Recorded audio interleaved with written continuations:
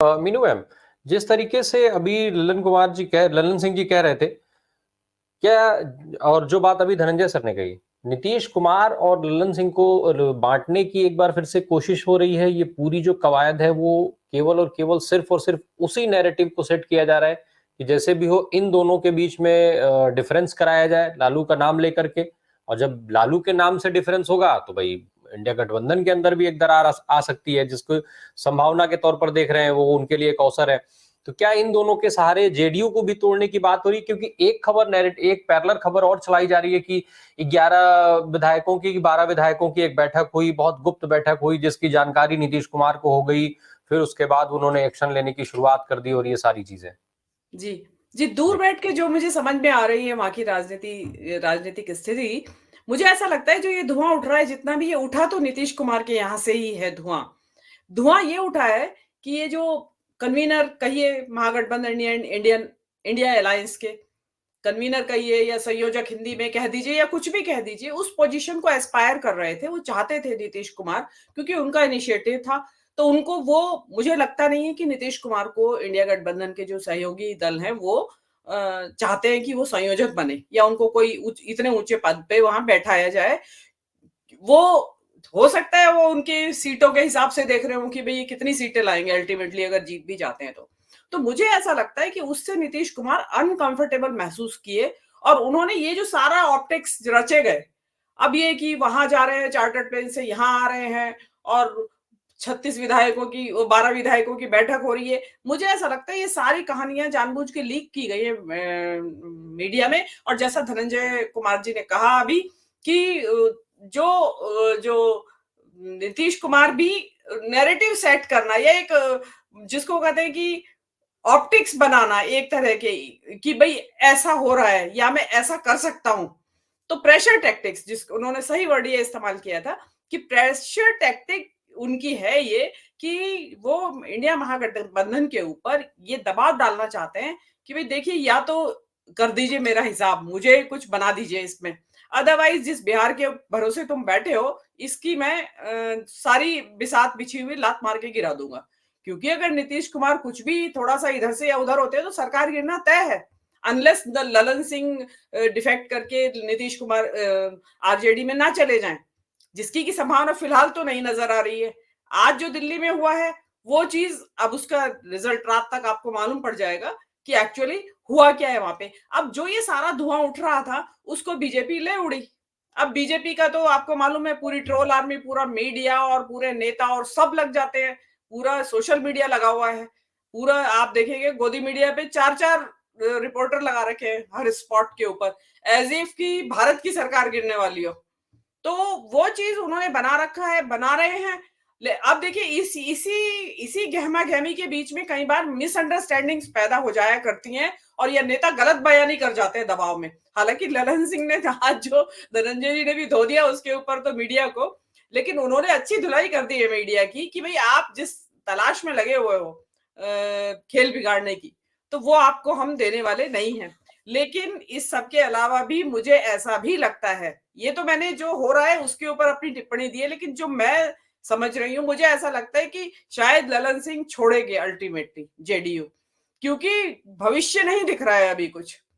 क्योंकि नीतीश कुमार अगर कन्वीनर बन जाते तो भविष्य था उनका जेडीयू में कुछ, लेकिन अगर नीतीश कुमार उसके कन्वीनर नहीं बनते हैं, जो कि संभावना नजर नहीं आ रही है किसी हाल में भी, तो जेडीयू छोड़ेंगे ललन सिंह। अब आरजेडी के साथ जैसा कि बात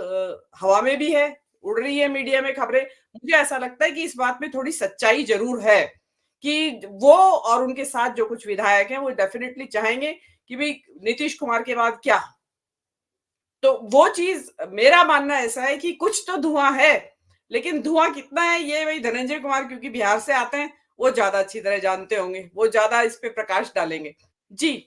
राम प्रकाश जी। जी। मीनू मैम, जैसे कि अभी अध्यक्ष की बात हो रही थी, कांग्रेस के अध्यक्ष हो, भाजपा के अध्यक्ष हो, अब अध्यक्ष हर पार्टी में बदला जाता है।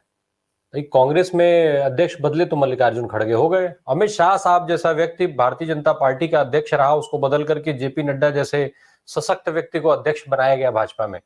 अध्यक्ष बदलना तो सामान्य प्रक्रिया है पार्टी का। अगर लल्लन सिंह को अध्यक्षी से हटा करके किसी और को अध्यक्ष बनाया जाता है तो इसमें विवाद क्या है जो नैरेटिव मीडिया चला रही है, और आखिर कौन से विवाद को लेकर के इतना बड़ा नैरेटिव खड़ा करने की जरूरत पड़ रही है?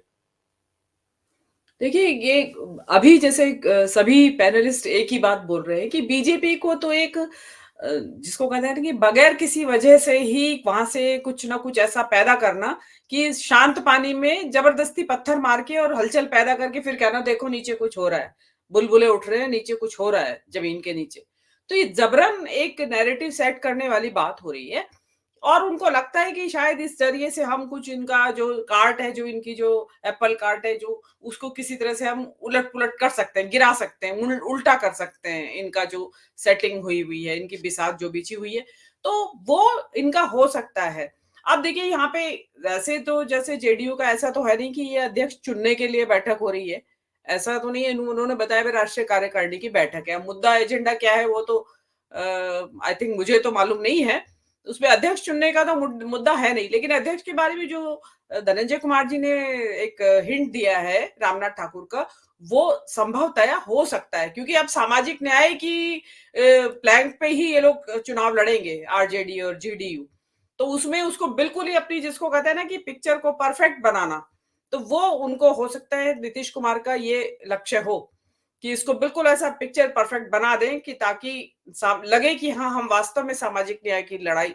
लड़ रहे हैं और यही हमारा इसका लक्ष्य है। लेकिन बीजेपी का क्या है कि खुद तो उनके यहाँ चुनाव हुआ नहीं, कुछ नहीं हुआ। नड्डा जी नॉमिनेट कर दिए गए 2024 तक के लिए, अभी 2022 में उनको नॉमिनेट किया। उनका क्या है कि अपने यहाँ तो कुछ भी हो, लेकिन दूसरे के ऊपर पत्थर जरूर मारना, दिखाना। वो जो सोशल मीडिया के उनको एक हथियार मिला हुआ है, उसमें वो बताते रहते हैं कि ये हो रहा है, वो हो रहा है, ये चले गए ललन सिंह। अब इसमें मैं धनंजय जी की बात से काफी हद तक सहमत हूं कि जो ललन सिंह हट रहे हैं, तो अब उसके पीछे ये हो सकता है, ये कारण रहा हो कि भाई इसको रिसेट किया जा रहा है, रिजेक्ट किया जा रहा है अपने संगठन को, और वो टॉप लेवल से। अब उसको बीजेपी ले उड़ी, होता है ना कि वो बस पूंछ पकड़ ली भागती हुई जानवर की, और बता दिया जी शेर है, जी शेर है। तो ये उनका है कि जो उनके यहाँ अध्यक्ष के बदलने की प्रक्रिया किसी और सोच के तहत चल रही है, इन्होंने बता दिया कि फूट पड़ गई है वहां, और नीतीश कुमार वहां जा रहे हैं, ललन सिंह यहाँ जा रहे हैं, सरकार बदल रही है, फलाना मुख्यमंत्री बन रहा है या राष्ट्रपति शासन लग रहा है। तो एक ऐसा माहौल क्रिएट हो गया, आप टीवी देखेंगे तो आपको लगेगा कि पता नहीं क्या जलजला आ गया बिहार में, जबकि ऐसा कुछ है नहीं, अपेरेंटली लग नहीं रहा है।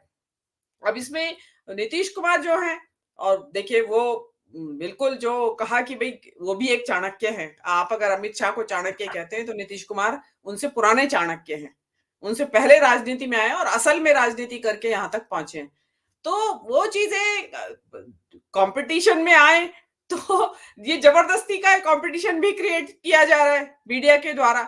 तो ये राजनीति है इसमें, क्योंकि ये खुद इतनी पैतरेबाजियां करते हैं कि झूठ सच और पता नहीं क्या क्या, तो इनको लगता है कि सब कुछ इनके यहाँ हो रहा है, कि जो पर्दे के पीछे हो रहा है वो तो बता नहीं रहे हैं, जैसे कि ये लोग करते हैं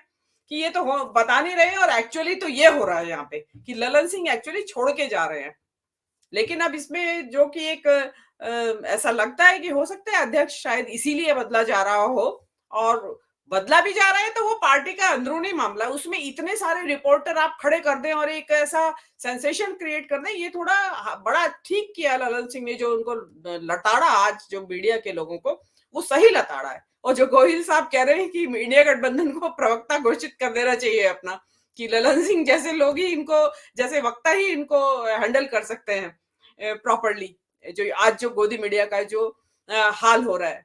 तो इसमें मेरा तो मानना ऐसा है कि अगर उनके यहाँ कोई ऐसी संगठनात्मक प्रक्रिया चल रही है, तो एक स्पेक्टेटर, जो एक मतलब दर्शक के तौर पे देखना चाहिए, बीजेपी को भी दर्शक के तौर पे देखना चाहिए। इतनी जल्दबाजी और इतना हो हल्ला मचाना इनफैक्ट ये शो करता है कि बीजेपी के अंदर खुद घबराहट है कि अगर एक और नया उन्होंने ये खेल दिया नीतीश कुमार ने दाव, तो और ज्यादा पक्की हो जाएगी उनकी जीत बिहार में। तो वो चाहते हैं कि मतलब अब आप देखिए, वो कहते हैं ना कि सियार के मरने से मरता थोड़ी है शेर, सियार के सोचने से कि ये मर जाएगा। तो ऐसा ऐसा नहीं है नीतीश कुमार की पार्टी डिसमेंटल हो जाए, थोड़ा इधर गिर जाए, थोड़ा आरजेडी में चली जाए, थोड़ी बीजेपी में चली जाए, थोड़ी चाहे तो कांग्रेस में चली जाए और पार्टी खत्म हो जाए तो हमारा एक ही पार्टी रह जाए फिर आरजेडी से लड़ने के लिए। तो ऐसे उनके चाहने से, उनकी विशफुल थिंकिंग से तो पार्टी नहीं टूटेगी। और बाकी का रात तक देखिएगा आप कि किसकी भविष्यवाणी है, किसका आकलन सही साबित होता है, ये तो रात तक के जो डेवलपमेंट्स होंगे वो बता पाएंगे। और वैसे तो भाई बिहार की राजनीति तो मुझे सबसे ज्यादा क्लिष्ट लगती है, बहुत ज्यादा क्लिष्ट लगती है। और बल्कि धनंजय जी जिस रवानगी के साथ बोल रहे थे तो मुझे बड़ा अच्छा समझ भी आ रहा था और मजा भी आ रहा था सुनने में, क्योंकि बिहार में तो हर व्यक्ति राजनीति की बात करता है, कोई भी हो, सड़क पे, घर में, दुकान पे, बाजार में, ऑफिस में, सब और आजकल तो बात बाहर आ रही होगी, वहां लोग अपना अपना काम छोड़ के खाली राजनीति डिस्कस कर रहे होंगे। जी।